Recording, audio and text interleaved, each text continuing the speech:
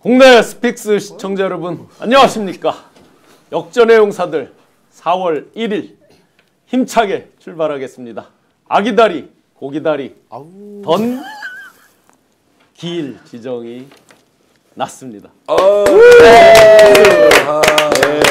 사실 오늘이 만우절이었잖아요. 네. 만우절이잖아요. 그래서 사실 이거 정청래 의원 페북 올리고 그런 순간 야 이거 믿어야지 하면서도 네. 만우절 이래서 뭐 좀 여러 가지로 교차됐습니다.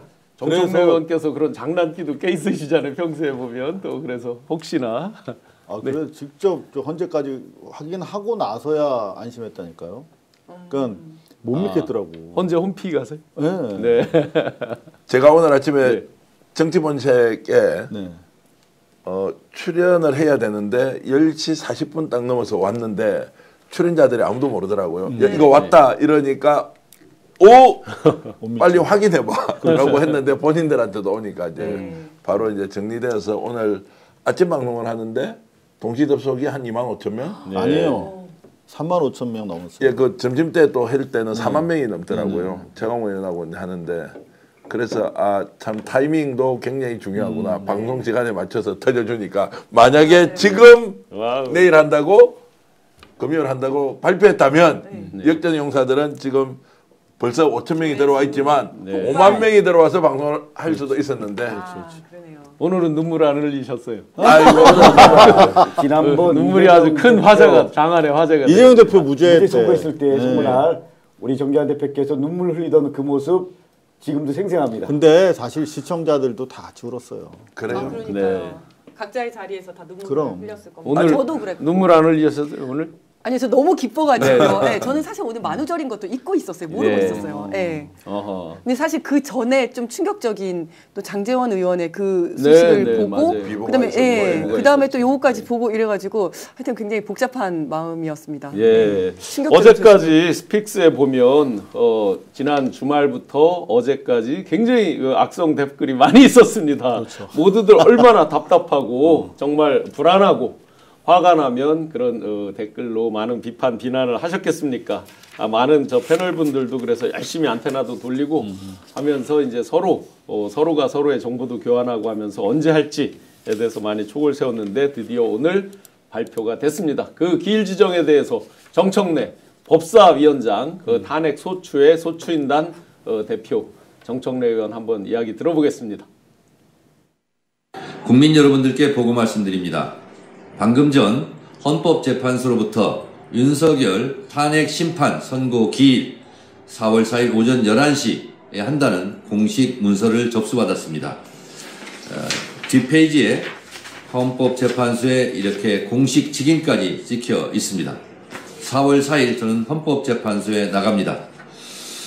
국민들의 피로 써온 헌법과 민주주의 역사가 승리할 수 있도록 끝까지 최선을 다하겠습니다. 역사는 직진하지 않지만 결코 후퇴하지도 않는다는 믿음, 진인사 대천명에 겸허하고 숙연한 마음으로 헌법재판소에 나가겠습니다. 여러분, 국민이 결국 승리합니다. 여러분, 오랜 기다림 끝에 단비가 내릴 수 있도록 최선을 다하겠습니다. 감사합니다. 저런 얘기는 본인이 결과를 알고 하는 얘기입니까? 아니면 끝까지 최선을 다하겠다는 것은 정청래 위원장 평소에 존경하지만 사흘 동안 더 노력할 게 나와 있다 이렇게 생각하시는가요? 결과를 압니까 의원님? 어떠세요? 저는 뭐 결과는 아무도 모른다라고 생각을 합니다. 그러나 헌법재판소의 본연의 기능 가장 중요한 건 헌정수호잖아요. 그 입장에서 보면 결과는 누구나 다 알 수 있다.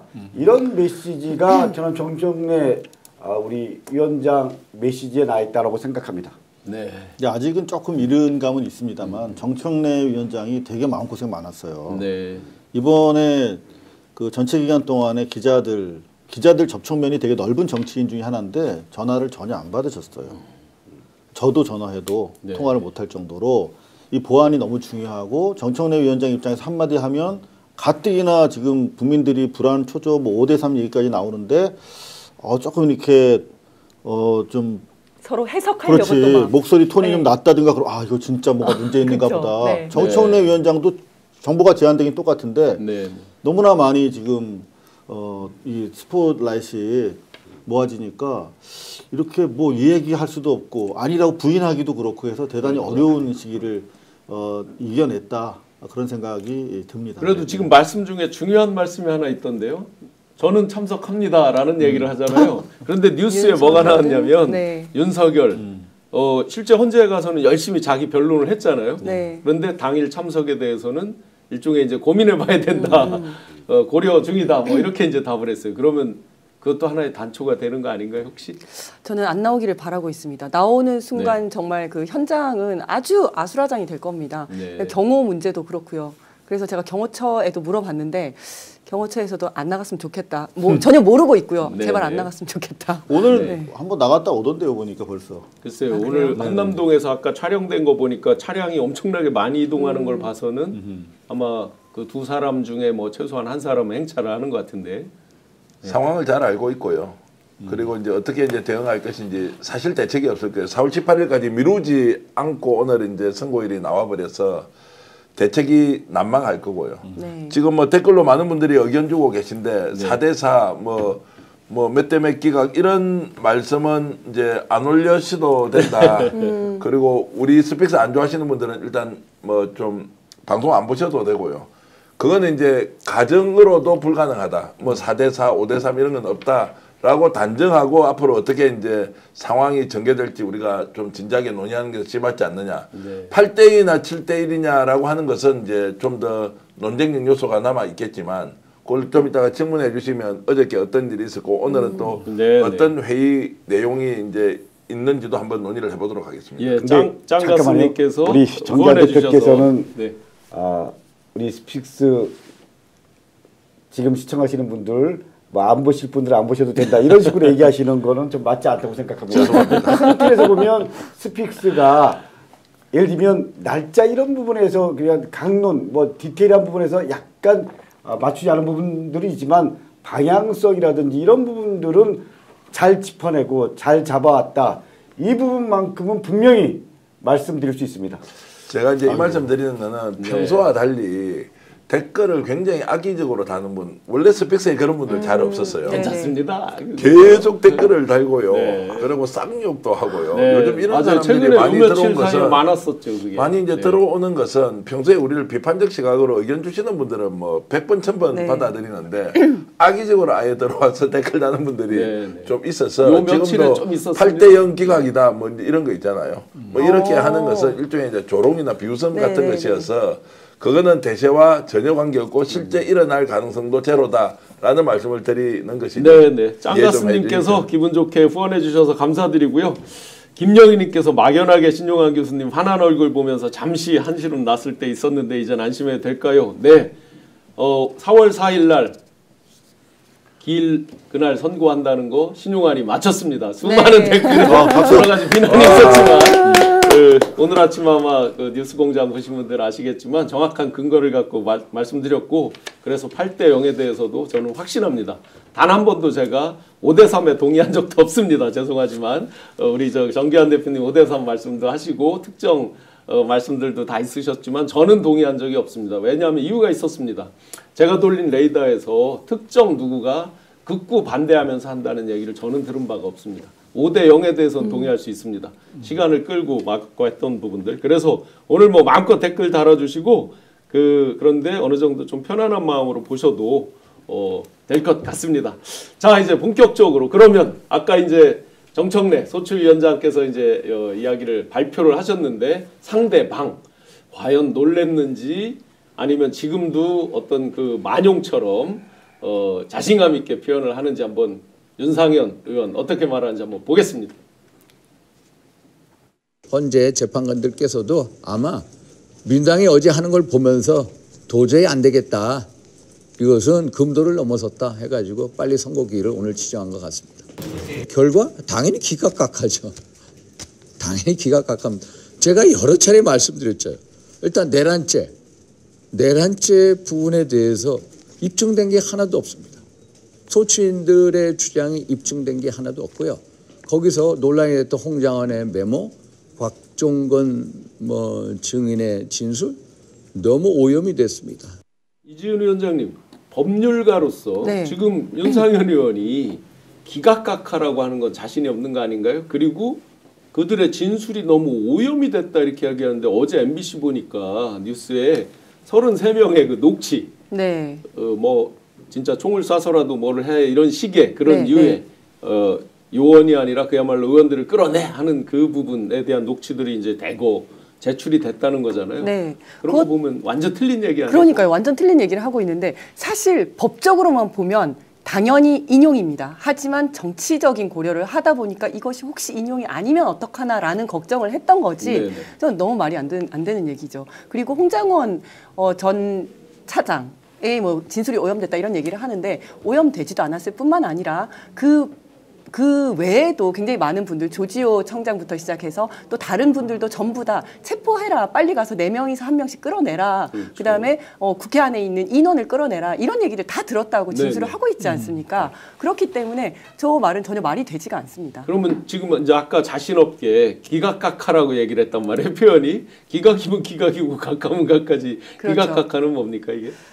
아무래도 인용은 아니길 바라는 마음에서 저렇게 얘기를 한 것 같은데 제일 처음에는 기각으로 가다가 기각 도저히 안 될 것 같으니까 각하로 갔지 않았습니까? 네네. 그러다가 이것도 아닌 것 같으니까 지금은 이제 인용은 아닐 것이다. 또 저렇게 이야기를 해야 하는 정치적 입장이 있다 보니까 기각 각하 이렇게 얘기를 하고 있는데 그냥 딱 봐도 그냥 굉장히 자신 없는 목소리에 저는 그냥 지금 마지막에 그냥 좀 허세 부리는 자기 예. 지지자들 보라고 그냥 허세 부리는 거다 이렇게 생각합니다. 저는 최근에 곽 사령관이 윤석열 씨를 향해서 한 얘기 다시 한번 리마인드 하고 싶습니다.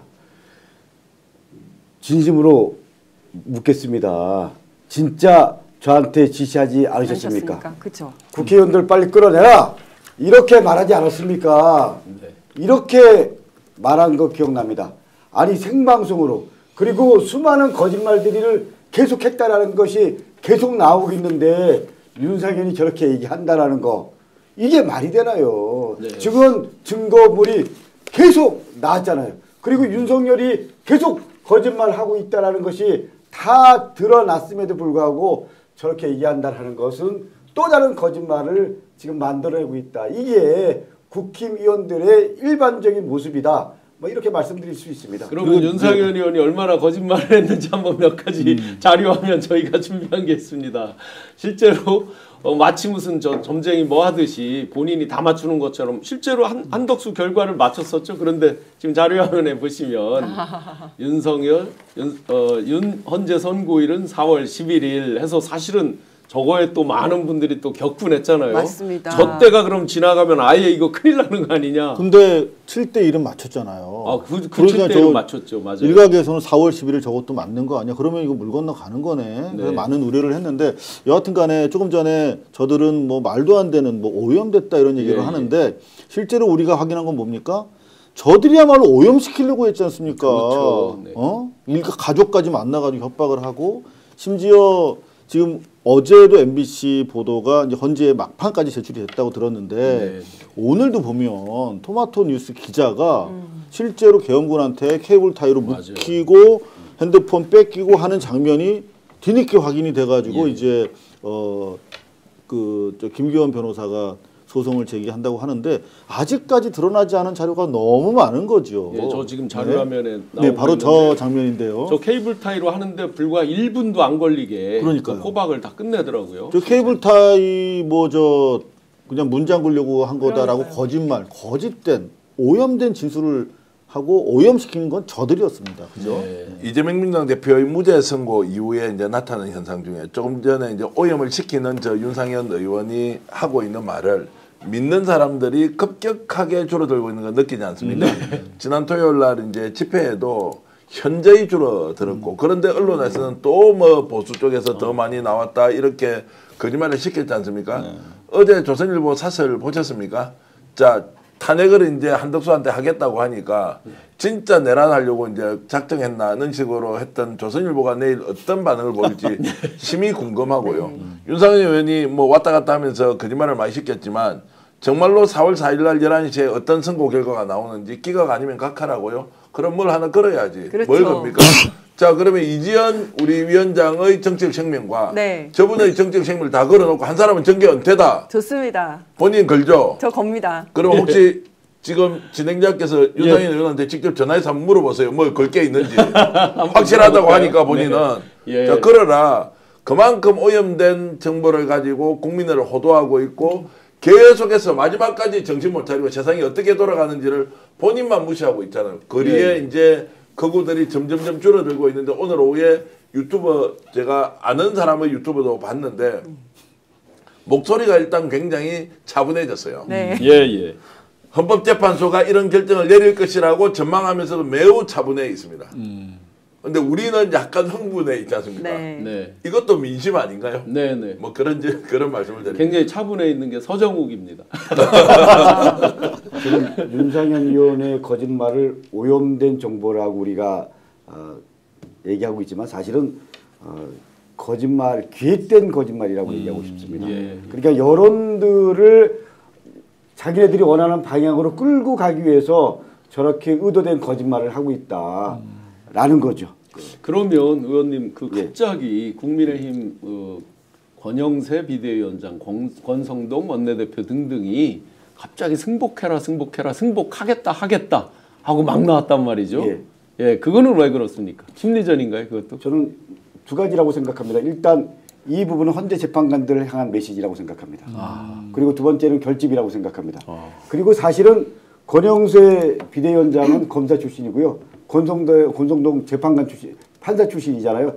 이 사람들이 법리적 이 헌재 논리 이미 다 나름대로 정리됐을 거라고 생각합니다. 그럼에도 불구하고 계속 오염된 정보, 기획된 거짓말을 하는 이유는 첫째는 헌재 재판관들을 향한 메시지, 두 번째는 어쨌거나 큰 틀에서 비대위원장 원내대표 입장에서 결집해야 된다. 이 두 가지가 가장 중요한 메시지 정리할 때 입장이라고 생각하기 근데 때문에 세 번째도 있는 것 같아요. 네. 세 번째도. 네, 지금 저도 세 번째. 그렇죠. 윤석열이랑 살짝끔 거시기 한 상황이잖아요. 맞습니다. 그래서 승복하라는 얘기를 야당한테는 강제하지 않아 지금 보면 네. 여당 입장에서 승복하겠다 이렇게 얘기하고 있거든요.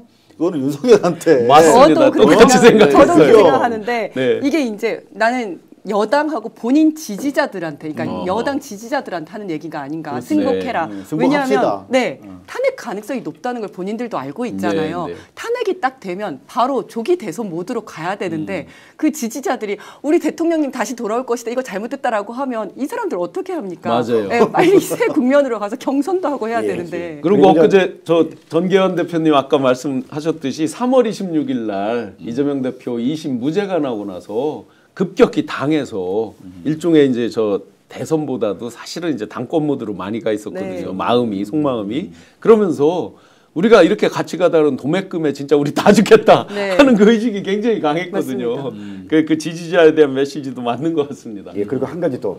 지금 우리 이상우 기자님 말씀대로 이 부분은 윤석열을 정리하겠다라는 무언의 입장도 이 안에 있다라고 저는 생각합니다. 그렇죠. 예. 네. 그렇죠. 정리해야죠. 자, 저는 이제 승복 메시지를 통해서 이제 대선으로 이제 가게 되면 자, 불복하는 사람과 그리고 받아들이는 사람이 필연적으로 분열할 수밖에 없지 않습니까? 네. 그럼 길게 보면 어느 쪽에 줄을 서야 보수 재건이 되든 국힘에서 주도권을 가져갈 것이냐. 짧게 보면은 김문수처럼 극단적인 정책 성향을 가진 사람이 유리할 수 있지만 자, 대선이 60일이에요. 그 뒤에는 당이 사실상 분비박산이 될 건데 그때 누가 주도적으로 그러면 이걸 당을 재건할 것인가 문제로 보면 결국 승복이라는 메시지가 본인에게도 전혀 나쁜 게 아니다라는 것이고 특히나 이제 윤상현 의원 같이 저렇게 하면 제 느낌은 그렇습니다. 아까 자신감 있게 당연히 기각이고 각하죠라고 하는 그 말에 눈빛이나 말투나 이 액션을 자세히 보시라고. 네. 흔들려요. 못 동공이 느꼈어요. 흔들려요. 흔들리는 거 맞죠? 네, 맞아요. 확실히 흔들려요. 네. 그래서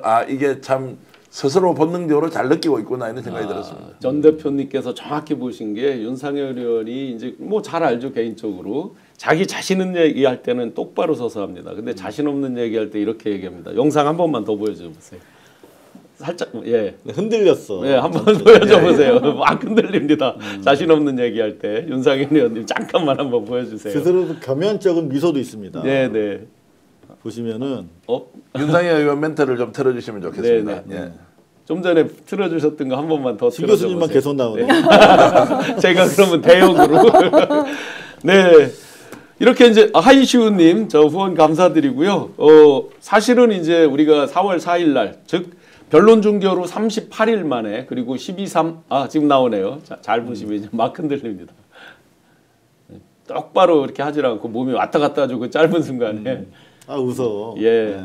자신 없다는 얘기입니다. 그 웃음에도 자신이 없어 보이잖아요. 그래서 예, 뭐 예. 우리가 이겼다, 승리했다, 국민적인 뭐 그런 성과다 이제 이런 거 이야기하기 전에 이 논쟁을 가지고 다루는 방식 그리고 예. 국힘이 실제로 보수 정당으로서 가지는 최소한의 가치를 아예 훼손해 버린 상태에서 오히려 거구몰이 하다가 이제 어떻게 망해가는지를 보는 거 아니에요. 네. 자 그렇게 해서 만약에 파면 선고가 되고 60일 내에 대선을 치르면 정당으로서 존재 가치에 대한 근본적인 질문을 받을 거예요. 너희들은 대통령 후보 낼 자격 있어 없어? 대선 후보가 다 사라져 버렸어요. 네. 없잖아요. 누가 나서서 그래 정당을 대표해서 대통령 선거에 뛰어드느냐. 이제 그것조차도 하지 못하는 상황이 올 가능성이 매우 높아졌다. 이런 예, 말씀을 드리겠습니다. 그 변론 중결 후 38일 만이고 12.3 내란 이후에 123일 만이거든요. 4월 4일이.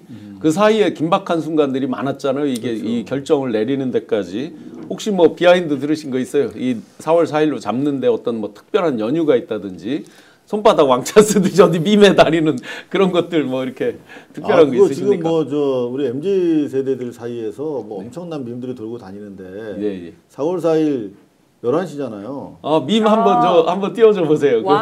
왕자 죽을 뭐 사. 해가지고 그것도 네. 있던데. 그래서 뭐 엄청나게 돌아다니는데 제가 뭐 좀 전해드려야 되는데 아마 준비가 안 돼 있을 수도 있겠네요. 제가 전달은 드렸습니다. 그럼 네. 저기 이제 4월 4일 11시인데 1시 1시잖아요. 저 합치면 왕자가 되잖아. 왕이 죽는 날이다. 부터 시작해가지고 우리가 좀 4대 4라는 얘기도 나오고요. 그들이 중국 주장하고 사태가. 싶은 거겠죠. 근데 이게 사실 왕자 새겨서 대통령 된 인간이기 때문에 저런 식으로 대응해 줄 수밖에 없는 거야. 우리가 무슨 정색을 하고 좀 논평을 하겠습니까? 예. 근데 이런 얘기도 오히려 있더라고요. 어울리는 논평이죠. 전 밈이. 네. 그 한식에 주구나 청명에 주구나 이런 어허. 표현이 있잖아요. 예, 예, 예. 근데 4월 4일이 청명이래요. 그래서 언제 죽든지 죽는다. 이런 얘기도 있더라고요. 그런데 정말 긴박한 것은 우리 전기현 대표님께서 취재를 하셨습니다. 그 전날 긴박했던 평의 이야기, 뭐 심지어 어디에서는 밖으로 고성이 튀어나왔고 여성 김복형 재판관에 뭐 고성이 있었다 이런 썰도 있긴 한데 어제 오늘 어떤 일이 있었는지 한번 제가 취재한 내용은 판결은 어제 저녁에 끝이 났다. 오늘 이제 판결을 내서 시간을 공지한 것보다는 어제 이제 끝이 났고 오늘은 10시 40분 정도에 이제 선고일을 4월 4일 11시다라고 이제 밝혔는데 어저께 이제 정리가 됐는데 판결의 의미가 뭐냐. 헌법재판관 8명이 각자 어떤 식으로 결론을 낼 것인지 의사표시를 했다라는 것이고 그 의사표시라는 것이 날짜 지정으로 가니까 사실상 만장일치로 선고일을 정했다. 그러면 어저께 이제 판결을 다 했으니 그 판결의 결과가 어떻게 되느냐라고 하는 것은 5대3은 절대 아니다. 그렇게 될 수가 없다. 최소 6대2가 될 것이고 남아있는 사흘 정도의 시간 안에 다수의 의견으로 갈 수는 있지만 다수의 의견에 가 있는 사람이 소수의 의견으로는 갈 수 없다. 라고 하는 것이 그러면 만약에 네. 6대 2였는데 예를 들어서 누가 다시 돌아서서 5대 3은 될 수 없다 이런 말씀인 거죠. 그거는 있을 수가 없다. 네네. 왜냐하면 판결이라는 것 자체가 이번에 인용이냐 그리고 기각이냐라는 것을 결정하는 것인데 이것이 뒤집어지는 것은 있을 수가 없다는 거예요. 그러면 6대 3인지 뭐 7대 1인지는 알 수 없지만 그 소수는 자 내가 보충 의견을 내는 것으로 그냥 이쪽으로 가겠다 하고 이제 바꿀 수 있는 여지가 한 2, 3일 정도에 있다는 것이 헌법재판소의 내부 사정을 아주 잘 아는 분의 이제 전언이었고요. 그렇게 해서 어제 끝이 났다는 거고 4월 4일과 4월 11일이 뭐냐라고 하는 부분은 우리가 수없이 많은 이제 추측을 했지 않습니까? 네. 절차상의 하자를 가지고 계속 문제 제기를 하고 있었던 것은 사실인 것 같고 그러면 절차상의 하자를 제기했을 때 내부적인 논의를 통해서 정리를 해야 하는데 그 정리가 혹시 안 되면 4월 11일로 미루어질 수도 있다. 그런데 의외로 지난주에 이제 이건 우연일치입니다. 이제 이재명 대표에 대한 무죄 선고 이후에 이것이 급속도로 정리가 되어서 쟁점들이 크게 없었다. 그래서 지난주 후반부터 평의의 시간이 계속 줄어들었다. 짧았어요. 이런 이야기 있었지 않습니까? 네. 쟁점이 정리가 돼 이제 그때 우리는 혹시라도 갈등이 있어서 서로 이제 말을 안 하니까 소위 말하는 삐쳐가지고 좀 일찍 간 거 아니냐. 왜 일도 안 하고 빨리 가냐고. 그러니까요. 그렇게 막 비판을 했지 않습니까? 네. 이걸 다시 복기를 해보니 그때는 쟁점 사항들이 다 정리가 된 것이고 남아 있는 것은 평결과 그리고 선고일에 대한 것들만 남아 있어서 어저께 확정을 하고 오늘 발표한 것이다. 이렇게 보는 것이 합리적이라고 저는 취재를 그러면 했습니다. 대표님 말씀 종합하면 최하 6대이네요, 그죠? 그렇죠. 아무리 100번을 양보해도. 예, 좀 더 이게, 보충 취재된 내용 말씀드리면 사실 지난주 말에 정말 그 컨피덴셜한 그 정보통이에요. 그 양반이 정말 오랜만에 전화가 왔더라고, 뜬금없이. 그 신문에 많이 나왔던 유명한 사람이에요. 근데 축하해 그러더라고요.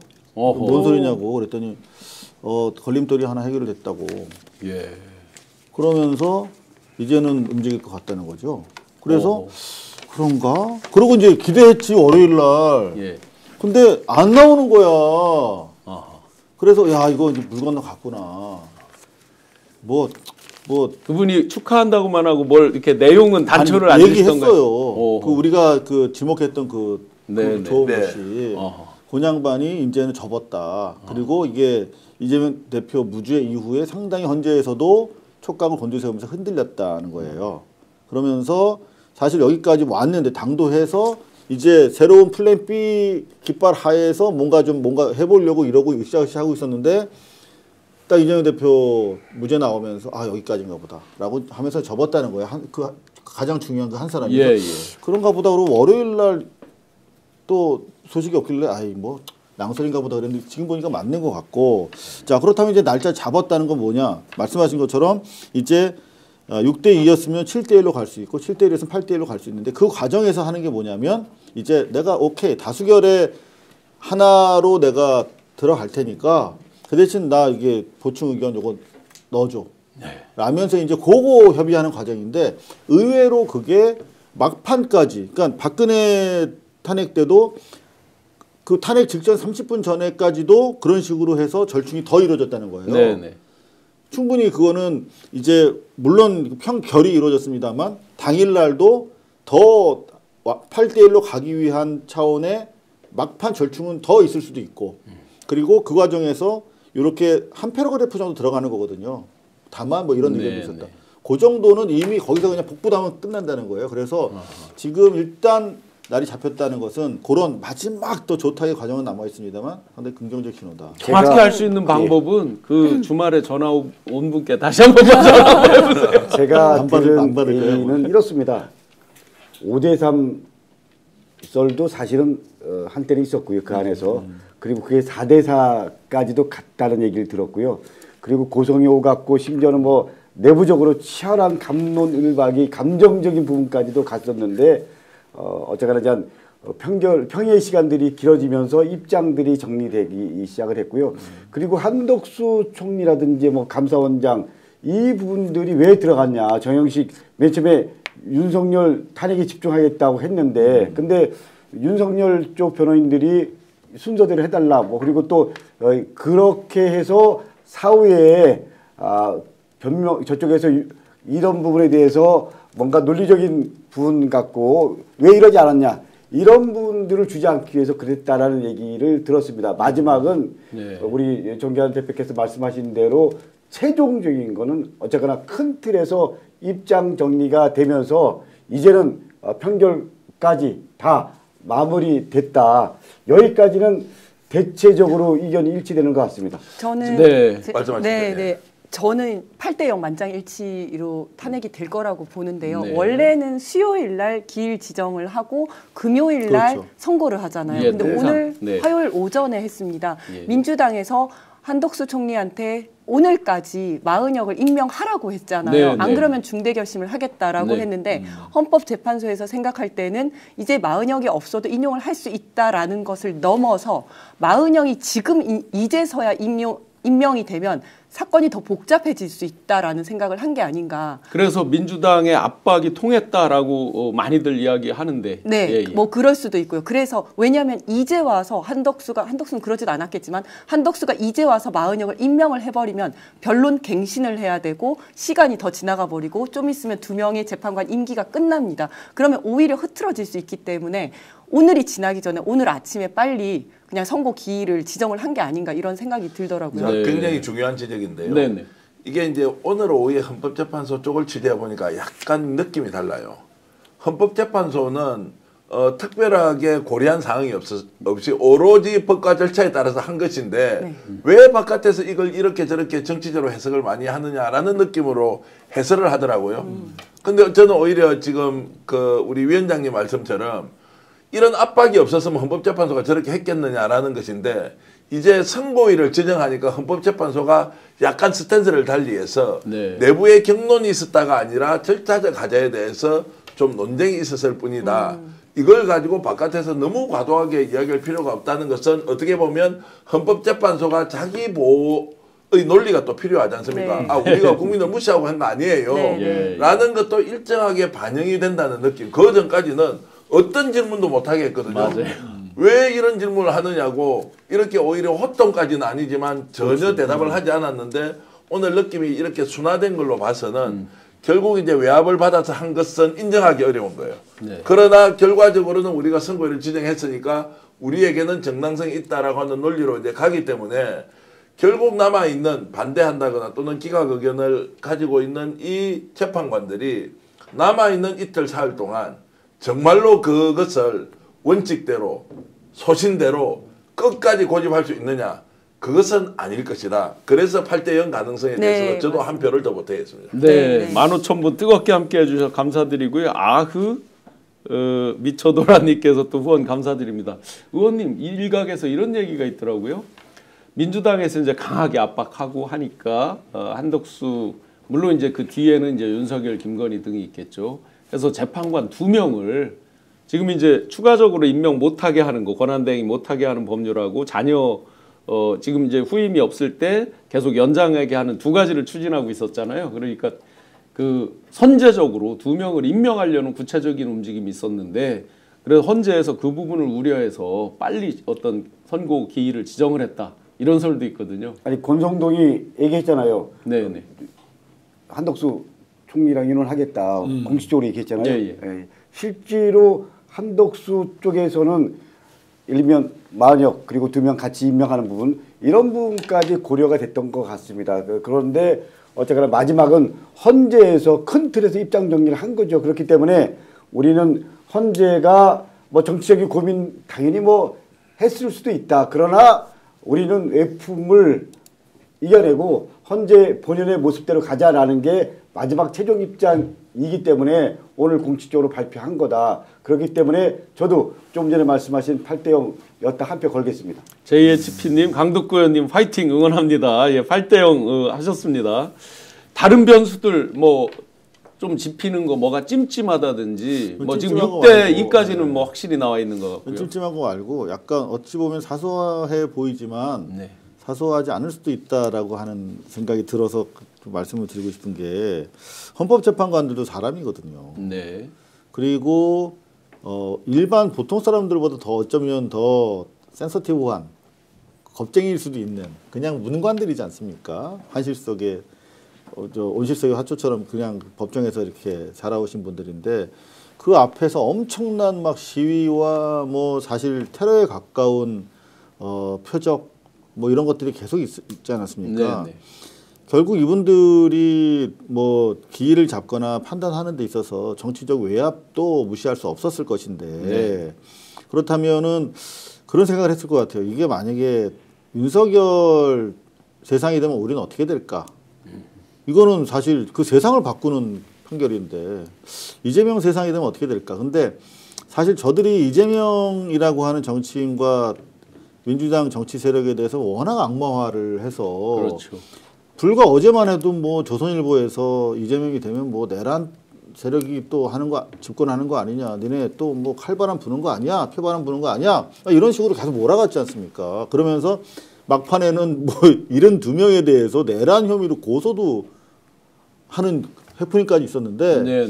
이 와중에 저는 민주당이 적당한 수준의 강공을 하면서도 이재명 대표가 중심을 잘 잡아줬다. 얼마나 그 당대표로서 고독했을까. 네. 수많은 그 우리 초선 의원들을 비롯해서 정의감의 발로에서 막 강력하게 막 나가야 됩니다. 헌재 뭐 저거 뭐 탄핵해야 된다 이런 얘기도 막 했지 않습니까? 근데 네.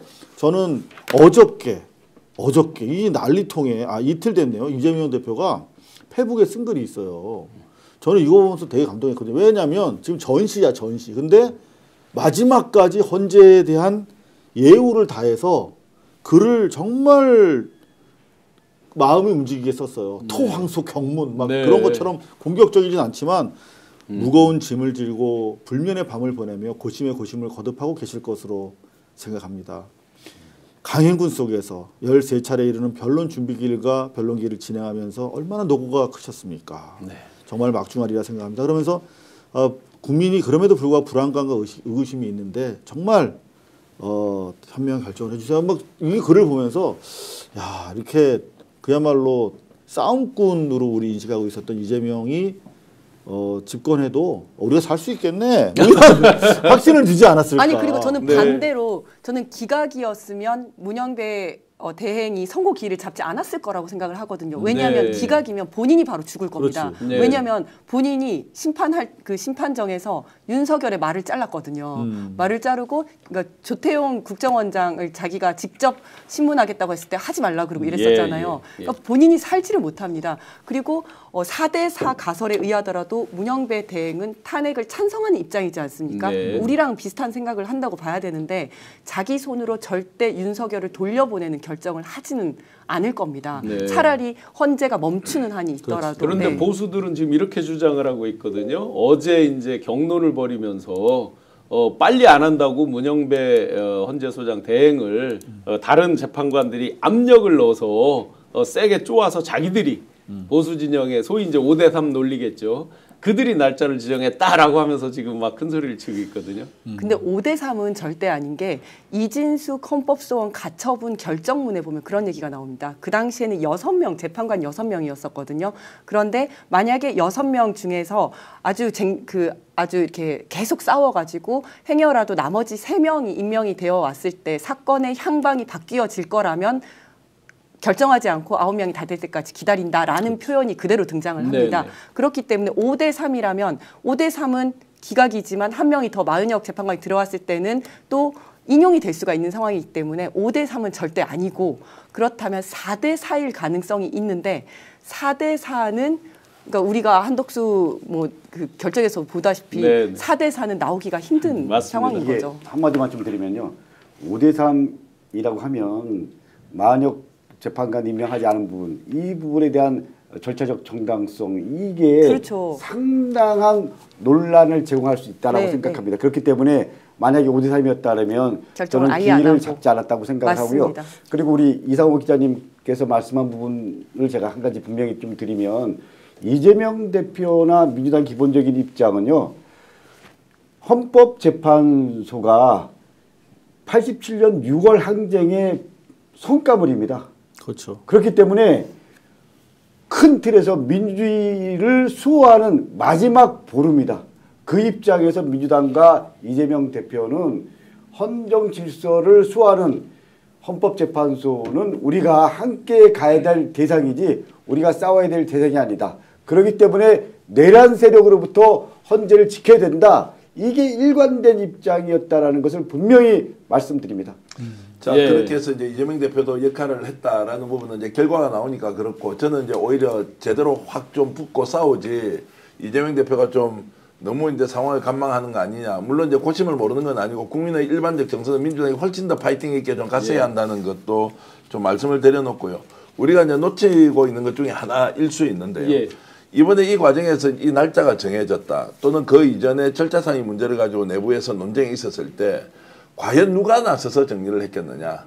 자, 8인 재판관 중에서 지금 문영배 재판관이 그래도 리더십을 발휘했다. 또는 문영배 재판관이 리더십을 발휘 못하고 있다라는 것을 동시에 이제 비판을 받았거든요. 그런데 저희 취재나 이제 이런 상황들은 아까 말씀드렸던 그 정보의 루트와 전혀 다른 루트 쪽에서 김영두 재판관이 나름대로 굉장히 중요한 역할을 했을 것이다. 중도 성향인데 절차적 문제 때문에 뭔가 정리를 못하고 있을 때 김영두 재판관이 나서서 상황을 상당 부분 좀 이렇게 진척이 되도록 하는데 역할한 거 아니냐라는 이야기를 제가 사실 스펙스에서 처음 이야기했고 물론 그건 제 이야기가 아니라 외부에 있는 헌법학자들이나 저쪽 사정을 잘 아는 분들이 그 역할이 매우 중요할 것이다. 혹시 문영배 재판관이 나서버리면 곧 퇴임할 소장이 또 직대인 상태에서 잘 이렇게 내부가 추스러지지 않을 것인데 오히려 김영도 재판관이 나섰으면 훨씬 더 나았을 것이다라는 의견을 듣기도 했고 실제로 이런 이야기가 나오면서 갑자기 토요일 아침에 MBC 김종배의 시선집중에서 예. 김영도 역할이 굉장히 중요하다고 나오는 거예요. 우와 깜짝 놀랐지. 야 이거 세상은 다 이렇게 연결이 돼 있는 구나. 그래서 중도 성향의 김영도 재판관이 굉장히 중요한 역할을 했을 것이다. 이제 이런 말씀을 좀 드리겠습니다. 누가 그런 얘기 하더라고요. 김영도 재판관 얘기를 하면서 맨 처음에는 헤지테이팅 역할을 했다. 주저하는. 예, 그러다가 스윙보트 역할을 했다. 뭐 이런 얘기를 하더라고요. 그래서 말씀하신 대로 김영도 재판관이 큰 틀에서 좀 방향을 잡아주는 그런 역할을 해서 어쨌거나 그냥 기일이 최종적으로 잡혀지고 그리고 우리 재판관들이 입장 정리가 됐다 뭐 이런 얘기를 하던데 이거는 어디까지나 치측이기 때문에 이 다음에 끝난 다음에 이 비사가 공개적으로 공식적으로 나오면 아 누가 어떤 역할을 했고 이런 것들이 역사의 정리가 제대로 되고 그럴 때 우리가 좀 더 확인할 수 있지만 어쨌거나 마지막은 큰 틀에서 헌법이라는 기본적인 가치에서 헌법 위반됐냐 안 됐냐 위배됐냐 안 됐냐 그 입장에서 뭐 정리했다고 생각하면 될 것 같습니다. 그런 입장에서 보면 저는 이번 4.1 선거에 대해서 그래도 희망을 저는 분명히 말씀드릴 수 있습니다. 네. 한 10년 뒤쯤에 들을 만한 이야기라고 알고 네. 제가 얘기를 하나 하면 왜 절차적 하자의 문제가 결론은 이렇게 인용으로 갈 수밖에 없는데 중대했느냐. 사실은 만난 지가 오래 안 되는 거예요. 네. 짧게는 3년, 3개월, 또 짧게는 한 8개월. 네. 예. 그런데 오래 있었던 분은 지금 5년 5년 10개월 정도 그렇죠. 있었던 네. 거 아니에요. 6년이 임기니까. 이러면서 갑자기 탄핵이라는 이슈가 생기면서 내부적으로 화합 또는 협력해야 되는 이 헌법재판관들이 그 중차대한 업무에서 이견이 나올 수 있지 않습니까? 그래서 어떤 분이 이견이 나왔는지 대체적으로 감정 충돌이 어떻게 있는지도 듣긴 들었는데 이거는 이제 확인도 아니고 뭐 중요하지도 않습니다. 그러다 보니까 요렇게 세 사람이 딱 얽혀버린 거예요. 예. 서로 인정을 못할 사항들이 생긴 거예요. 정리정돈을 해야 되는데 이 세 사람이 정리정돈이 안 돼요. 그러니까 여기에서 완전 꼬여있는 상황을 누군가 풀어줘야 하는데 한 분이 나서서 일정한 시간이 지난 뒤에 풀어줬다는 겁니다. 네. 그럼 이분이 땡땡땡이고 요 세 사람은 또 재판관 3인이 있겠죠.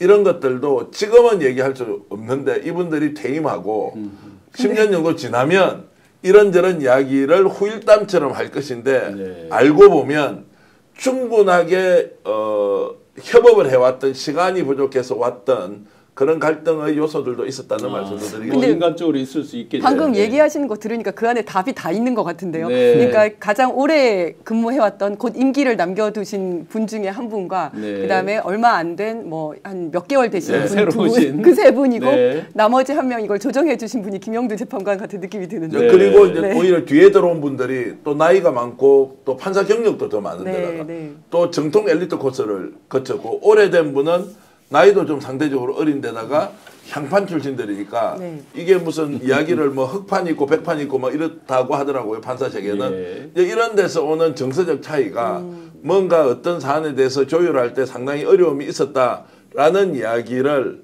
한 10년쯤 뒤에는 들을 수 있을 것이다 이런 이야기를 저도 하더라고요. 김영도 재판관에 네. 대해서 하나만 더 얹자면요. 네, 네. 제일 처음에는 보수 재판관이라고 해가지고 조금 경계를 했었는데 네. 이분이 거의 질문을 가장 많이 하셨을 맞아요. 거예요. 네, 네. 질문을 재판 가장 많이 과정에서. 하시고 네. 보통은 질문을 딱 정해서 자기가 궁금한 것만 물어보는데 이분은 질문하는 거를 보면 질문을 하면서 생각을 하면서 발전해 나가는 그런 느낌이 들거든요. 혼잣말을 하듯이 질문을 하고 이것도 이런 거 같은데 이런 모습을 다 보이시더라고요. 그리고 이 기록에 보면 옆에 띠지가 쫙 붙여져 있더라고요. 그걸 보면서 와 이분 되게 진심인 분이구나 이런 네. 생각이 좀 들었었어요. 그 자녀분이 이제 자폐라고 아예 저기 때 청문회 때도 스스로 네. 밝히잖아요. 그러면서 이제 사회적 약자 이런 부분에 대해서 굉장히 관심 있게 하신 분이라서 사실은 저는 일도 다른 걱정이나 의심을 하지 않았어요. 여기 지금 보니까 박삼래님께서 신 교수님 어제만 해도 당당하게 8대0이라고 자신 있게 하더만 왜 이렇게 깨갱합니까?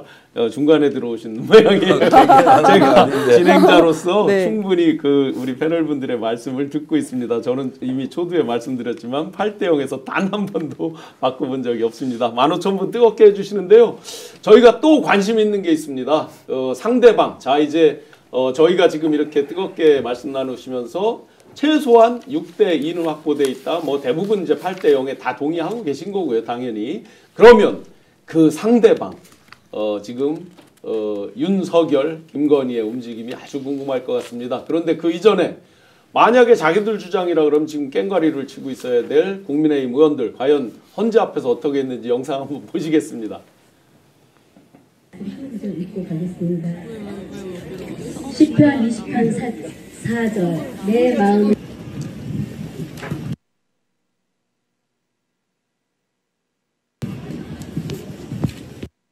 정말 이상하죠? 힘이 빠졌죠? 장례식장 분위기예요. 그렇죠? 굉장히 네. 침울하죠? 네. 자, 우리 대표님 용산 한남동은 어떻답니까? 그러니까 제가 듣기로는 이제 이미 지난주부터 이게 사태를 어떤 식으로든 반전하기 어렵다는 이야기는 들었고 받아들이고 있다. 이제 인용 위에 어떻게 이제 판을 짤 것이냐. 마지막 남은 것이 버티기를 통해서 날짜를 연기해서 마지막 카드는 4월 18일까지 미루는 것이다. 혼란으로 만들어야 뭔가 이제 돌파구가 생기는 거 아니냐라는 것이었고 인용은 이미 기정사실로 하고 받아들이고 있는 것이고 그래서 지금 윤석열이 아무 소리 안 하는 거예요. 네. 이게 지금 본인이 한마디 해가지고 도움이 될 만하다 이러면 뭐가 이제 구체적인 액션으로 나올 텐데 그게 아니고 이제 받아들이는 분위기였고 네. 다만 그렇지 않고 헌법재판관들이 오늘 평결을 내리기 전까지는 이제 보셨죠? 독하게 흔들잖아요. 끝까지 당신 평결할 때 자기 의견 이야기하지 말라고 막 흔들었단 말이에요. 근데 오늘 이제 그게 끝이 나버렸죠. 나 의원이 판사 출신 아닙니까? 네, 예. 헌법재판소에서 재판관들이 어떤 과정에서 결론 낼지 모릅니까? 그러면 오늘 저 정도 됐으면 나와서 자 우리가 요구한 대로 다 받아들였네요. 이제 기각이나 각합니다. 8대0으로 이제 윤석열 복귀합니다. 이렇게 해서 바로 이야기를 해야 될 거 아니에요. 네. 우리는 오늘 그 결과 보자마자 어떻게 했습니까? 우와 이제 드디어 이제 헌법재판소가 결론을 낸다. 네. 이제 윤석열 파면이다라고 하는데 왜 정반대로 저렇게 침울한 분위기에 있느냐? 저들이 다 알고 있기 때문이에요. 네. 또 다른 아니 달리 저도 경찰이나 경호처나 등등 여러 루트로 달리 듣는 건 없습니까? 저도 다 알고 있을 거라고 생각하고요. 예. 아까 윤상현의 표정 이런 걸 봐도 그렇고 저걸 보면서 좀 열받았던 거는 저기 왜 아직도 안 빼고 있는가.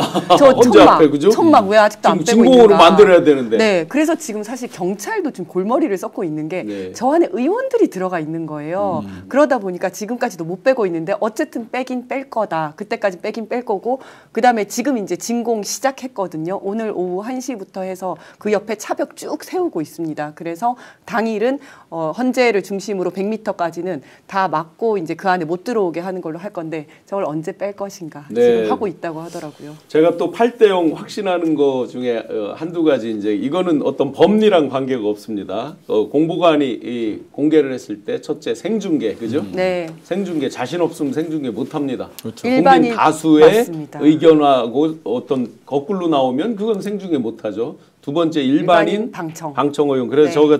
저는 갈 여유가 방송 때문에 안 될 것 같아서 제 동생한테 일단 신청하라 그래서 접수는 됐더라고요. 간신히 서버 저기를 뚫고 자리가 몇 개 있습니까? 몇 개인지는 모르겠는데요. 20명이 있어요. 네. 일단 이거 완전 로또입니다. 로또입니다 진짜. 이게 그러니까 신청만 한 거예요. 이게 예. 된 게 아니라 이렇게 보내왔는데 지금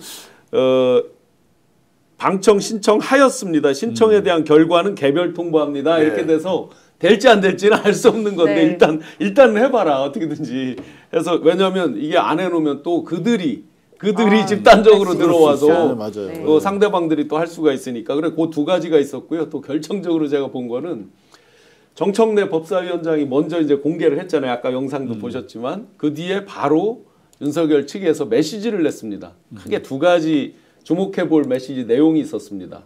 세 분의 재판관을 실명으로 거론하면서 이분들을 응원해 주십시오라고 하면서 10만 이상의 인원으로 헌재를 둘러싸 달라고 선동이잖아요. 그렇죠. 자신 있으면 왜 선동을 해요? 10만이 싸든 각자 가든 말든 그거에 대해서 왜 10만 이상이 그걸 에워싸달라고 말할 이유가 없잖아요.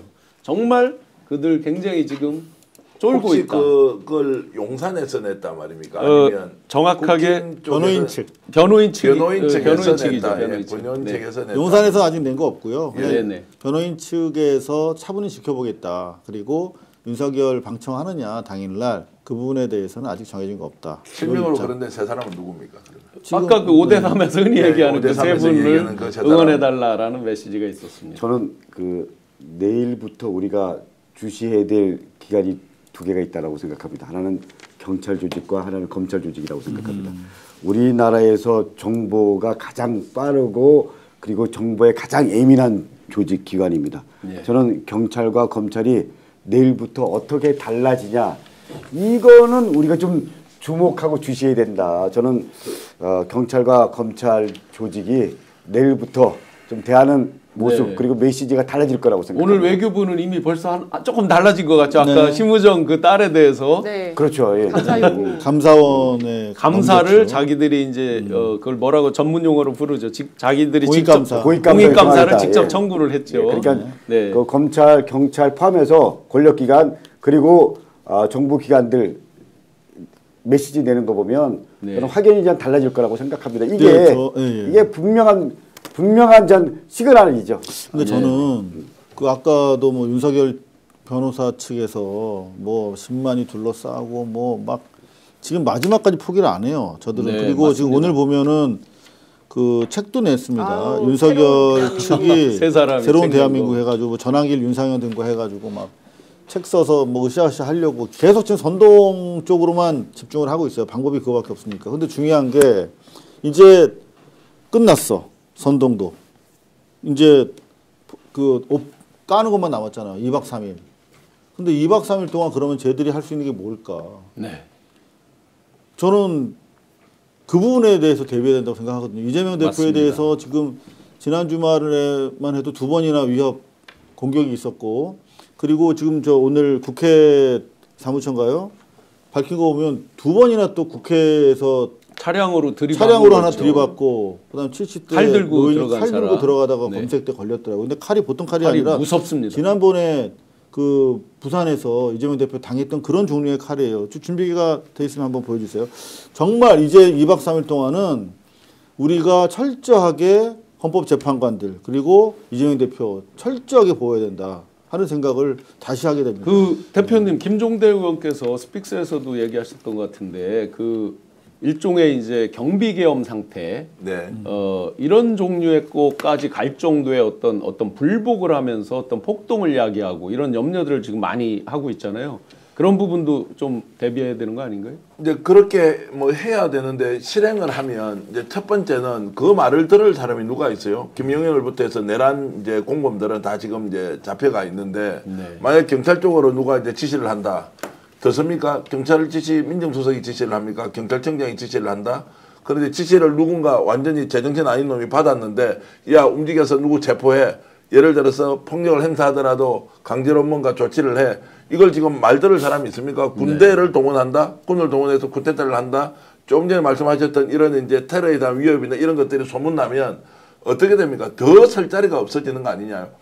자, 저는 개인에 대한 신변 보호를 위한 철저한 경호를 해야 하는 것은 당연한 것이고요. 네. 저런 방식으로 선동질 하는 거 있죠. 10만 명 모여라, 둘러싸라 이렇게 되면 더 좁아질 것이다. 설 자리가 더욱더 없어진다. 그리고 이미 대세는 결정이 났기 때문에 관리를 잘하는 것이 매우 중요하고 그들이 지금 거꾸로 예를 들어서 역모를 꾀한다거나 또는 여기서 반란을 다시 일으킨다. 허용이 되겠습니까? 예, 저는 네. 12월 3일 지금 그 칼이 준비가 됐는데 칼 화면 한번 띄워줘 보실래요? 예, 조금만 확대해 줘 보셔요. 칼 부분을. 저 밑에 굉장히 무시무시하더라고요. 네, 보니까. 저거 지난번 그 부산에서 부산 때보다 사용됐던 칼보다 더 위험한 칼이에요. 예. 왼쪽에는 그 국회 문을 승용차가 들이박은 이렇게 거. 들이박은 그런 장면입니다. 네. 제가 12월 3일 날 국회의원으로서 국회 현장에 있었잖아요. 근데 그때 제가 놀라운 게 하나 있었습니다. 우리 완전 무장한 병사들은 전혀 뭐 우리를 적으로 대하지 않았습니다.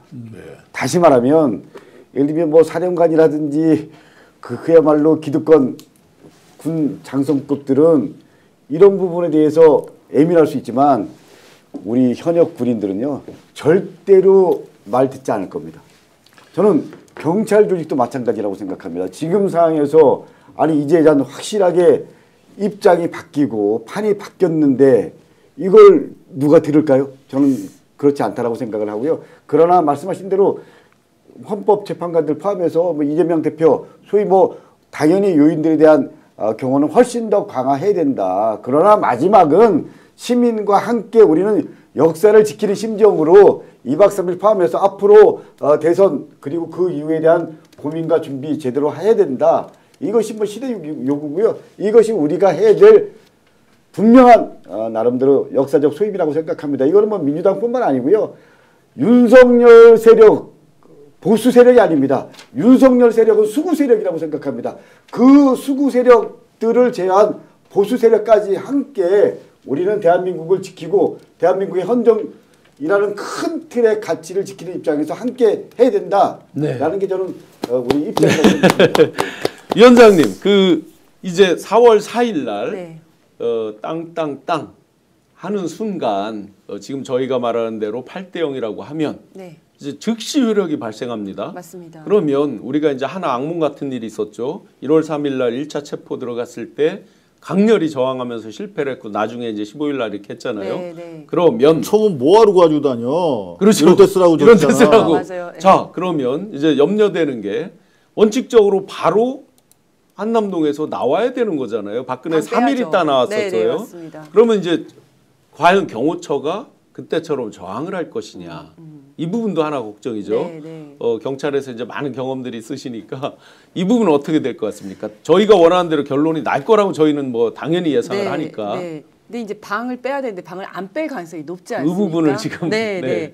근데 이제 안 나가면 퇴거불응이죠. 이제 네. 나가라고 지시를 하고 안 나가면 퇴거불응이고 현행범이기 때문에 체포를 해야 되는데 그러면 경찰이 들어가서 체포를 할 수 있는가? 네. 이제 경호실에 제가 이제 분위기를 물어봤습니다. 네. 그러니까 분명히 안 나가려고 할 거야. 지금 이미 경호실 내부의 분위기는 김성훈 차장 쪽 사람은 거의 없습니다. 네. 그러고 그래서 이제 뭐 인사도 지금 못 하고 있지 않습니까? 인사하라고 했더니 그 밑에서 인사부서에서 강력하게 반발해서 인사도 못 하고 또 서버 뭐 삭제 지시했는데 그것도 삭제 못 하겠다 해서 다 지금 반발하고 있는 상황이고 하지만 실질적인 영향력 가지고 있으니까 제가 또 미친 짓 해가지고 우리한테 불이익 주는 거 아니야라는 걱정은 있습니다만은 여기 지금 경호처 내부에서는 이번에 또 만약에 적법한 체포영장을 가지고 들어온다? 우리 안 막는다. 첫 번째 막았던 걸 대단히 부끄럽게 생각하고 이미 두 번째 다 열어주지 않았습니까? 네. 내부에서 그럴 사람 아무도 없다. 그리고 그렇게 되면 이제 전직 대통령 경호를 받게 되거든요. 바로 전직 대통령 경호. 네, 네. 그 정도 수준이고 그러면 경호의 양 자체가 굉장히 줄어들고 그리고 적법한 체포기 때문에 안 막는다. 막을 사람 아무도 경호처에서 없다. 이제 1월 3일이나 그때처럼 그런 염려는 거의 없다. 네, 그렇게 예. 얘기를 하더라고요. 네. 저는 오히려 이제 탄핵이 인용된 이유보다는 이제 내일 모레 한 4일 정도 남아 있지 않습니까? 네. 한덕수가 어떻게 지금 행동을 할까? 네. 최상목이 네. 어떻게 행동할까? 이게 네. 이제 굉장히 중요하고요. 한덕수는 이제 바람이 불기도 전에 먼저 수구려서 네. 본인의 몸을 먼저 챙기는 사람인데 내일 아마 이제 이 사람의 행동이 어떻게 나온지 봐야 한다. 대세를 인정하지 못하고 정말로 본인이 기대했던 대로 4월 18일까지 늦춰지지 않았으니까 바로 뭔가 신호를 가지고 올 것이라는 생각이 있고요. 최상목도 똑같이 어떤 태도를 가지고 지금 자, 이 상황을 바라볼지 매우 주목해야 한다. 네. 강덕호 의원께서는 경찰과 검찰이 어떻게 움직이느냐를 이제 말씀하셨지만 아까 외교부 잠깐 언급하셨고 지금 한덕수 최상목에 대한 부분이 어떻게 이제 되는지 또 하나는 자 지금 오늘까지 안 하면 민주당에서 이야기한 거 아닙니까? 자 지금 최상목 예, 최상목 아니 한덕수에 대해서 네네네. 한덕수에 대해서 조치를 하겠다고 했지 않습니까? 자 이거 그러면 어떻게 할 거냐? 민주당에서도 아무 말도 안 하고 그냥 며칠 동안 사태를 볼 것이냐? 내일 정도 되면 반드시 이 문제 원칙적으로 마흔형 임명하지 않았던 부분에 대해서 자 어떻게 하겠다라고 한덕수에 대해서 분명히 저는 밝혀야 한다고 보고요. 네. 네. 또 하나는 이 상황에서 한덕수가 그러면 갑자기 마흔형 임명을 해버리는 거예요. 자 이거는 불가능한 것이냐? 본인의 정치적 유불리를 따져서 할 수도 있을 가능성이 네. 없지 않다. 제가 네, 있다는 네. 이야기는 아니고요. 네. 네. 어떤 변수가 생길지 모르기 때문에 사안별로 좀 아주 민감하게 대응할 필요는 있다. 라는 생각이 들어서 네네. 한덕수, 최상목을 잘 봐야 한다. 그래서 원칙적으로 탄핵해야 한다면 탄핵을 해야 하고 그 다음에 일괄 탄핵의 카드는 이제 필요 없어졌지 않습니까? 네. 선고일이 정해졌기 때문에 네. 여기에서도 민주당이 외연을 확장하는 데는 원칙과 그리고 방향을 정확하게 정해놓고 국민들을 설득해야 한다 이런 생각이 좀 듭니다. 한 말씀만 더 드리면 왜 이렇게 빠르게 정리정돈이 돼 갈까? 아무리 생각해도 저는 이재명 민주당 대표에 대한 무죄 선고였어요. 그럼요. 왜냐하면 실제로 민주당을 지지하는 사람도 사안의 내용을 자세히 들여다보면 야 이거 혹시 유죄가 될 수도 있는 거 아니야? 중도의 확장 문제는 저는 후반의 문제고요. 민주당에 지금 책임 당원이 한 250만 명 되지 않습니까? 억울하게 기소되고 당한 건 맞지만 억울함이라는 전제를 빼고 혹시 판사가 이거를 법적으로만 따졌을 때 유죄 나올 수도 있는 거 아니냐라고 하는 생각이 없지 않았단 말이에요. 이거를 말끔하게 씻어줬어요. 네. 민주당에서 비명 쪽의 움직임이 전혀 없는 이유는 무죄 선고 때문이에요. 그렇죠. 그러면서 이것이 자연스럽게 중도 쪽으로 가서 이재명 죄 없는데 왜 이렇게 너희들이 괴롭혀서 라고 하면서 윤석열이 지금 보여줬던 모든 것들이 완전히 무너져 버렸죠. 자, 이것이 저는 일정하게 헌법재판소로 작동을 했고 그 다음에 지금 탄핵이라는 또 두 사람의 이슈가 다시 왔어요.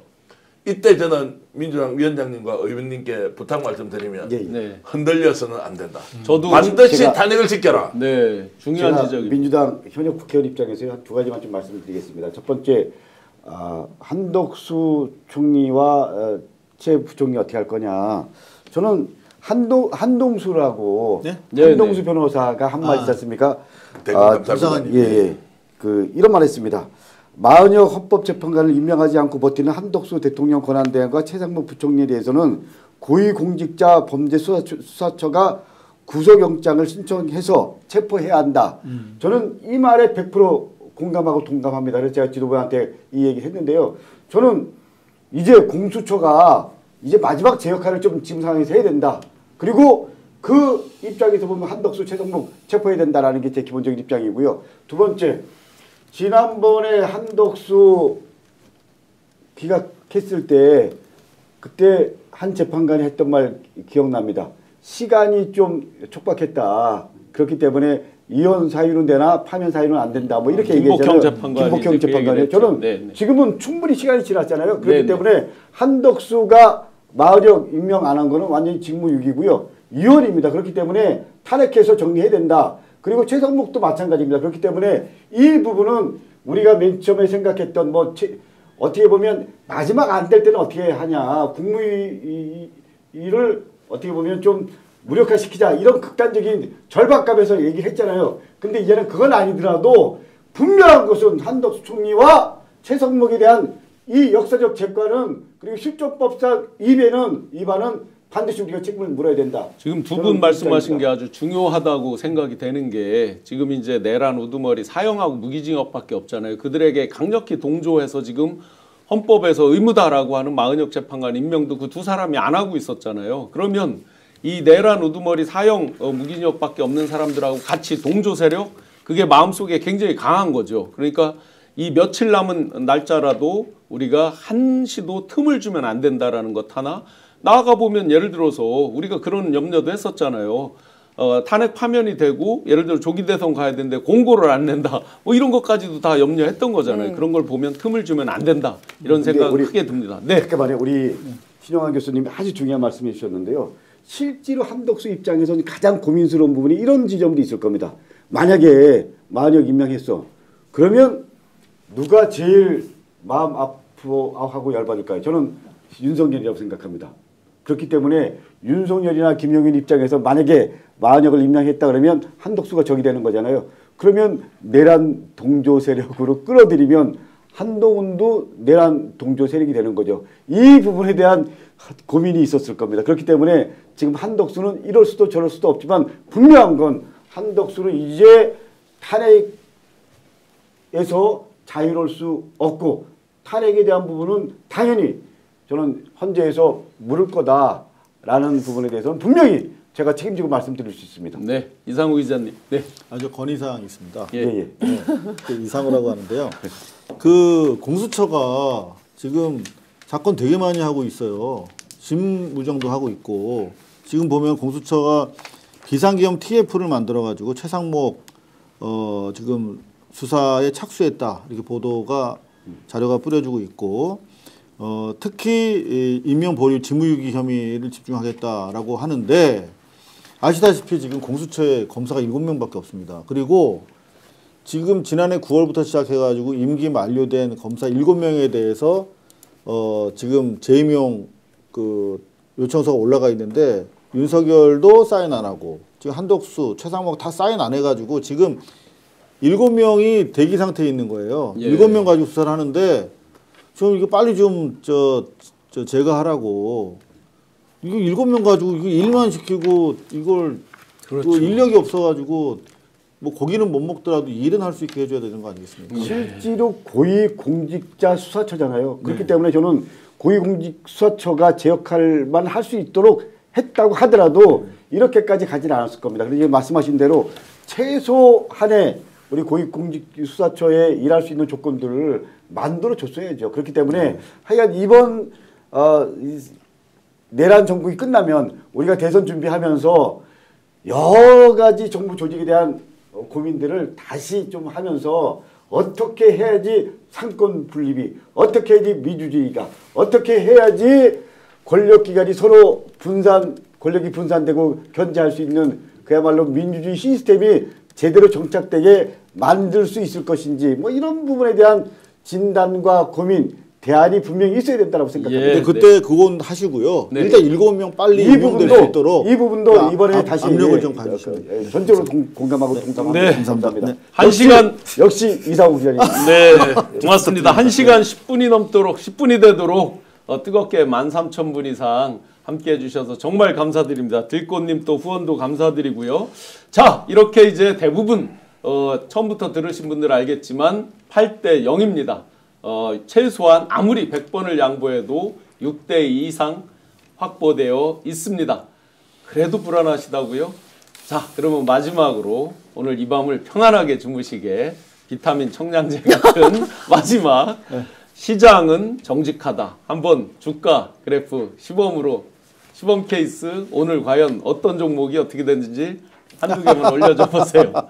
네, 오늘 아마 상한가 종목이 여러 개 있었습니다. 대표적인 테마주라고 불리는 거 오늘 그 자체로 오리엔틀. 상한가를 갔습니다. 환율 그래프 한번 보여주실래요? 자, 날짜만 잡혔는데도 오늘 피눈물 흘릴 사람이 있죠. 저 환율 폭락하면서 최상목. 네, 그렇습니다. 저 물어야 돼요. 그래서 헌재가 아주 저 작은 응징을 하나 해줬습니다. 일단 네, 지금 딱 하나만 있던 겁니다. 날짜 기일 지정만 했는데도 외국인이 돌아오고 있습니다. 이게 무엇을 말하겠습니까? 8대 0이 아니고서 과연 이런 현상을 뭘로 해석하겠습니까? 오늘 밤 평안히 주무셔도 좋을 것 같습니다. 의원님부터 마무리 말씀 한번 부탁드리겠습니다. 스픽스 시청자 여러분, 구독자 여러분 감사합니다. 여러분들이 저쪽을 보고 말씀하십니다. 여러분들이 사실은 지금 이 상황까지 만들어 주신 분들입니다. 저는 지난번에도 말씀드렸지만 80년 봄 군사 세력과 싸운 것도 시민 여러분들이었습니다. 6.29 성과물을 만들어낸 것도 시민 여러분이었습니다. 12.3 비상계엄 저쪽에서 선포했을 때 여의도 국회로 함께 해주신 시민 여러분들 덕분에 비상계엄 막을 수 있었습니다. 이제 마지막 구분 능선까지 왔습니다. 저는 역사를 우리가 지키고 그리고 반역사적인 인간들을 단죄하고 그리고 새로운 역사를 만들 수 있도록 스픽스 역전의 용사들 구독자 여러분들이 함께 해주셨기 때문입니다. 어쨌거나 분명한 거 4월 4일 탄핵 인용된다. 스픽스 역전의 용사들 화이팅! 예, 갑자기 스픽스 역전의 용사 화이팅 하니까 제가 몸둘 바를 모르겠고요. 지금 뭐 댓글로 많은 분들이 의견 주시는데 저 부탁 하나 있습니다, 여러분. 왜 우리는 지금 15,000명이 동시 접속을 했는데 좋아요가 6,000개밖에 안 됩니까? 어떤 방송은 15,000명 보면요 좋아요가 80%가 있어요. 네. 12,000명 정도 좋아요인데 여러분 진심으로 스픽스를 좋아하지 않습니까? 지금 방송 보실 때 좋아요 누르고 주시면 너무 좋은데 지금 6,300명 들어와 있는데요. 우주소녀님이 또 우주소녀님은 또 이렇게 슈퍼챗 또 보내주시는데 마지막까지 원칙을 가지고 민주당이 최상목과 한덕수를 탄핵하라. 그것이 국민에게 헌법을 지키겠다는 의지를 보여주는 것이라는 말씀드리고요. 그 과정에서 저는 이번에 민주당이 하고 있는 일에 여러분들이 동참해주고 박수 쳐주고 그리고 더 좋은 대한민국을 만드는 데 함께 하고 있지 않았습니까? 마지막까지 원칙을 지켜주시면 좋겠고요. 스픽스를 제대로 보는 원칙은 좋아요를 누르는 겁니다. 그리고 강덕구 의원님 오늘 나오셨는데 강덕구 의원님 한번 비춰주시면 고맙겠고요. 네. 강덕구 TV가 있지 않습니까? 요즘 열심히 만들고 있는데 제대로 구독이 안 늘어나는 모양인데 국회의원이 직접 나와서 이렇게 하니까 강덕구 TV 구독해 주시고 후원하실 분들은 또 후원금도 좀 내주시면 스픽스에 큰 힘이 된다라는 말씀 드리겠습니다. 고발뉴스도 오늘 최소한 100명 정도 고발뉴스 구독자 늘려보겠습니다. 기분도 좋은데. 그 건의사항 있습니다. 예. 김건희가 아니고요. 이건인데요. 예. 네. 그 강덕구 TV 농협 저 글자가 작아서 안 보이시는 분들이 많을 것 같아요. 제가 한번 읽어드리려고요. 301-2024-2028-41 너무나 저 작아 좀 키워주셨으면 좋겠고요. 한번 읽어주신다면. 제가 고발뉴스를 운영하고 있으면서 왜 남의 방송 나가느냐 그런 얘기를 처음에 들었는데 와서 보니까 정말 감동에 많이 배워가고 우리 정계환 대표님이랑은 13년 전에도 같이 방송했던 분인데 정말 여전히 괜찮고 이렇게 힘있게 욕 먹어가면서 스트레이트의 바다를 앞장서서 이렇게 헤쳐나오는 거 보면서 정말 함께하기 너무 잘했다 그런 생각이 들고 여러분들 깨어있게 하는 방송이 스픽스라면 여러분들 편안하게 또 주무실 수 있는 방송을 고발뉴스에서 하나 만들었습니다. 밤 11시에 이마TV 이마뉴스 이상우의 마감뉴스 그래서 여러분들 아니 패션이 완전 달라졌어. 편안하게 주무실 수 있도록 나이트 이 나이트 가운 아닙니다. 나이트 가운 비슷한 나이트 입고 나와서 완전 편안하게 완전히 럭주리어스하게 아주 럭셔리하게 이렇게 하시던데 그 사이에 또 박순남님께서 또 슈퍼챗도 주시고요. 네. 제가 저는 마지막 부탁이 하나 있습니다. 네네. 이런 말씀드리기 참 죄송한데요. 제가 지금 목소리가 많이 쉬었습니다. 예. 내일이 4월 2일이기 때문에 그렇습니다. 우리 보궐선거. 우리 군포의 우리 성복임 민주당 후보 그리고 또 구로구청장 장인홍 후보 그리고 또 성남 분당에서 김진명 후보 지금 열심히 하고 있습니다. 내일 선거입니다. 꼭 투표 참여해서요. 투표가 힘이고요. 그리고 투표가 권력입니다. 대한민국의 민주주의는 투표로서 시작되고 투표로서 마감됩니다. 사전 투표율 높지 않았죠, 그죠? 좀 예, 약간 불안하고. 예, 그래서 본 투표에 적극 참여해 주시기를 꼭 부탁드리겠습니다. 네. 위원장님. 네. 아니 정말 한덕수와 최상목은 반드시 탄핵될 거고요. 네. 왜냐하면 대선 국면에서 대선 관리를 해야 되는데 내란 세력한테 대선 관리를 맡길 수가 없지 않습니까? 탄핵을 할 거고 그리고 제가 이번 주 금요일 1시 10분에 또 우리 교수님하고 스픽스를 같이 하게 되는데 그때는 정말 탄핵이 된 이후에 새로운 맞습니다. 국면에 대해서 또 어떻게 해야 될 건지 기대합니다. 싶은 얘기가 되게 많거든요. 네. 그러니까 이재명 대표 경호 강화하는 문제도 그렇고 이제 윤석열 다시 구속해야 됩니다. 이제 대통령이 아니기 때문에 불소추 특권이 없어집니다. 그래서 명태균이라든지 아니면 뭐 지금 특수공무집행 방해 피의자거든요. 그래서 바로 또 구속을 해야 됩니다. 네. 그런 이야기들도 좀 빨리 나누고 싶습니다. 기대됩니다. 금요일 1시 10분이라고요? 네. 저도 꼭 나오세요. 기대됩니다. 꼭 나옵시다. 같이 얘기해요. 금요일 날 우리가 정말 기분 좋게 이 축하 꽃배달 근조화 자연스럽게 근조화 이쪽에는 축하화를 줄 수 있는 그런 4월 4일 11시 기대하면서 꽃배달 광고 너무 전국 부드럽게 어디든 빠르게 간편하게 배달해주는 서울 꽃배달 48,000원부터 배달해주는데 아마 그날 탄핵되고 나면 특별가가 있지 않을까. 3단환을 전국 최저가 48,000원부터 배달해드립니다. 개업합은 승진 영전 문제 꽃바구니 그리고 탄핵 파면 축하 꽃바구니 뭐 이런 것들 특별히 아마 지급할 것 같습니다. 155-1599 155-1599 번호 저장해 주셨다가 365일 연중 무휴니까 꼭 신청하셔서 탄핵 파면의 기쁨도 서울 꽃배달과 함께 나눠주시면 좋겠습니다. 또 탄핵 파면의 그 효과를 인터넷 비교원에서 가장 빠르게 소식을 접하시면 좋겠습니다. 108만 원이었는데요. 엊그제까지 지금 보니까 128만 원을 늘었어요. 놓치지 마세요. 20만 원이 갑자기 늘었네요. 인터넷 신규 가입할 때 48만 원, 휴대폰 구입할 때 50만 원, 정수기 렌탈할 때 30만 원. 어떤 게 20만 원이 늘었죠? 이게 저 갑자기 108이었는데 분명히 인터넷 신규 가입할 때 28이었는데 48로 늘은 것 같습니다.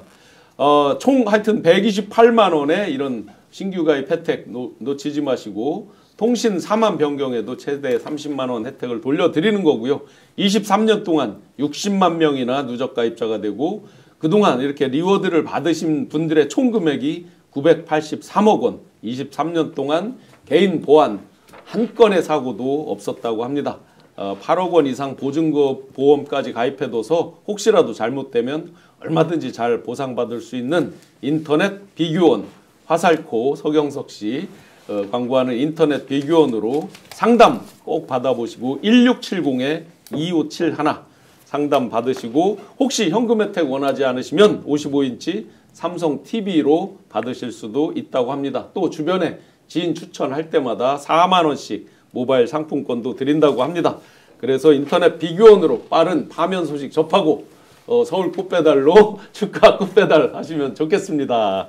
자, 끝까지 함께해 주신 7,737분 정말 감사드리고 슈퍼챗으로 후원해 주신 모든 분들께 감사드립니다. 자, 오늘 밤 8대 빵을 기원하면서 제가 8대 하면 빵으로 마무리하겠습니다. 자, 8대 빵! 스픽스는 말하는 언론입니다. 대세는 유튜브, 그중에서 스픽스. 좋아요, 댓글, 구독, 알림 설정. 여러분이 저희를 사랑해 주시고 우리가 여러분을 사랑하는 4가지 방법입니다.